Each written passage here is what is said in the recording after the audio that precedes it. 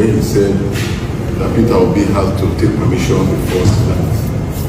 And I think the governor was right in saying that, because we are also saying that the governor can say that because of the kind of hatred that people have for Peter Obi in the state, including me. And when you have people, so many of us that have such hatred for people like that, especially when they came to Edo State and people died, it is proper for him to tell the governor before he will come, so that people like us will be sent on errand out of Edo before he can come and possibly go. I'm sure that's the reason why the governor made that statement. Is that why I think the governor made that statement, and it's correct, and we support him in whatever he's saying. So whatever anybody is saying, they're just saying rubbish. And I also want to send a message to people who call themselves ADC in this state, that they should be very careful, because we only have PDP remaining, not ADC. So if you want to identify with ADC, you have to leave Edo for us. That is my message to all of them. So much hate coming from the APC chairman in Edo State. Some might feel it is the lack of a better word to describe how intimidated they feel around Peter Obi. You will understand that intimidation in a moment. A commissioner in Edo State revealed this in a recent interview where he tried to spin that Peter Obi caused the death of 3 people in a stampede when he visited Edo State recently. But before we see all that, let's see the character of the APC chairman in Edo State. Jarrett Tenebe was arrested by the EFCC and charged to court a few years ago. According to the EFCC, he forged a State House letter signed by one Chief Mike Oyadome, a former chief of staff to the President of the Federal Republic of Nigeria, requesting for approval for 1-year retainership service for evacuation of seized crude oil. During that charge, his counsel asked for bail, but the judge refused. He was remanded in prison. So you can understand the character we are talking about here. A fraudulent person who has been going around trying to defraud even with forged government letters. And somehow he managed to end up as a party chairman. As recent as 2023, he was arrested with arms. It's not clear if he was charged to court in that incident. So you can understand why there's a problem. If someone with this character can become a party chairman, political parties produce political leaders, governors, presidents, name it. All elective offices, they always come up from the party. If someone with this character is the leader of that party in a state, there's no hope.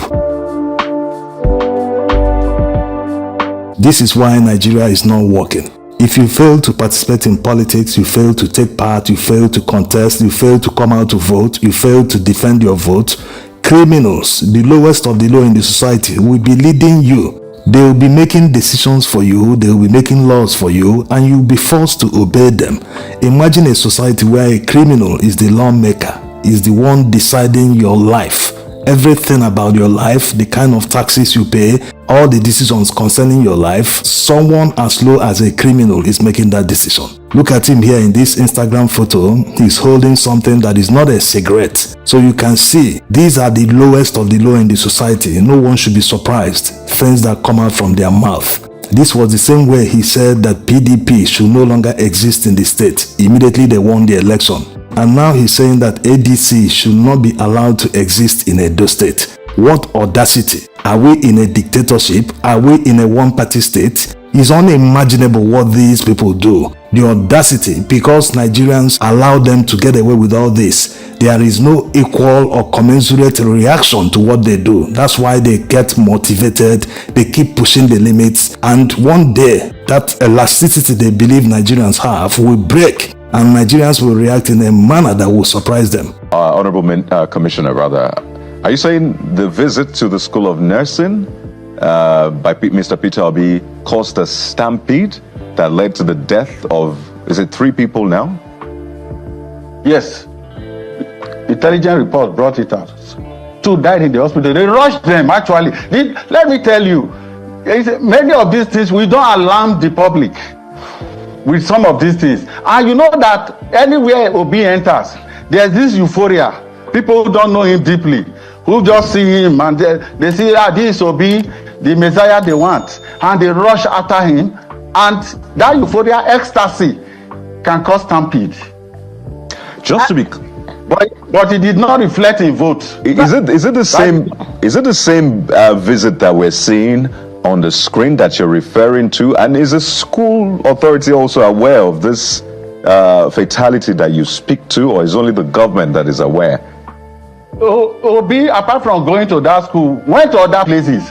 He cannot just go to that school and go like that. When Obi comes to a place, there is another place he can go to. There are other places. People are waiting for him. But people along the road and all. Okay, this stampede you speak to, was it at this visit or another visit? Just to be clear again. No, this July 7th. That's why he has been visiting now, and the governor has not taken it serious. It's because of this incident. And he does not want casualties in the state. He's a man of peace, and he's giving to civility. At the risk of seeming to overflog the issue, are you saying that it was as a result of the visit to the School of Nursing or to other places? Where exactly did this stampede? His visit was not only School of Nursing. They are just hiding fast from you people. And so where exactly did this stampede happen? Where exactly did it happen in Edo State? You said? Where exactly did this stampede happen in Edo State? In Benin, they took some of them to the hospital. You can't shame the shameless, and it's not easy to defend a lie. He kept deflecting, but the journalist insisted that he must substantiate his claim that Peter Obi caused a stampede that led to the death of 3 people. He could not mention where it happened. He kept deflecting. So you can see they are now pushing it to another level. Since Monday Okpebholo, the governor of Edo State, made that statement that after Peter Obi visited that 3 people died, they've now sent a commissioner to defend that lie, to prove that the lie actually happened. But we all know it didn't happen. As you can see in this video, there was no stampede. It was only here that Peter Obi visited while in Edo State. So where did the stampede happen? Instead of climbing down and walking back on the accusation they made, on the threats they made on Peter Obi's life, they are pushing it to another level. Nigerians on a daily basis keep asking why Nigeria is not working, why there is no development despite the massive revenue Nigeria has earned over the years. The answer is before us. If a thug can become a party chairman, if someone like Ganduje, who is educated by the way, but he was caught stuffing wads of dollars in his pocket when he was governor, a kickback and over-invoicing of a contract he awarded when he was in office. If someone like that can become a party chairman, you can imagine the kind of candidates that can come out from that party. In this case, in Edo State, you have a thug who led fellow thugs to invade INEC office in 2023. A fraudulent person that forged a state house document. So you can imagine the kind of candidates that will come out from the party. Like birds flock together. A criminal or a thug can never give the party ticket to a good person. No, they will always give it to fellow thugs. Is there any question now that we have a serious leadership problem in this country, especially Edo State? Some like to beg the issue. They will tell you, the reason Nigeria is not developed is because we don't generate enough revenue. Look at other countries' tax to GDP ratio. That of Nigeria is very low. No, this is not the problem. The problem is, even if these people earn 100 trillion naira as revenue, they will find ways to squander all of them. They will even borrow money on top of that. Yes, this is the life of politicians. If you don't have decent people in power, there is no hope for that country. It has never happened anywhere. It will not happen in Nigeria. Until we have decent people in power, then you can now have hope that maybe in the next decade or in 20 years that Nigeria will change, maybe transition from an emerging economy to maybe a second world economy. But once we refuse to participate in politics, we refuse to demand for our rights, we see elections as, it doesn't concern me, I don't want to die, let politicians do their job, this, that. No, you must take it as a life and death issue. Because these people are after your lives. If they are stealing money that is meant for your development, that is meant to provide pipe-borne water, good roads, basic services that will improve your living standards, then they are after your life. Yes, that's the way Nigerians should be seeing this. Nigerians feel less concerned because maybe that person is doing better than his neighbor. He feels, I'm doing well, why should I struggle? Why should I involve myself to fight for others? No, there is no rich man in a poor country.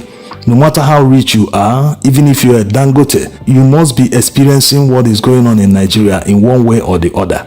A rich man in Nigeria will be going around with bodyguards, policemen with rifles. When you see them abroad, they walk alone or maybe with their friends. They don't even move around with bodyguards. Yes, that's the difference. Even if you are in a long motorcade of 100 cars, like the way Tinubu moves around the country, you will still be driving along bad roads filled with potholes. You will live in the same neighborhood where NEPA takes light without informing you. The light might cut off for 1 week without any apology, without any notification. Hey, we're going to cut off power supply to do some repairs. You live in an environment where there is a waste dump nearby that is smelly. Sometimes they light fire in the waste dump and all the smoke and fumes are filled everywhere. This is the reason why Nigeria must work for everyone. And if Nigeria is working, these types, criminals and thugs, will be so ashamed because the system will be punishing people like them. They will not have the audacity to contest the election, not to talk of being a party chairman. These are the reasons why Nigeria is not working. Thanks for watching.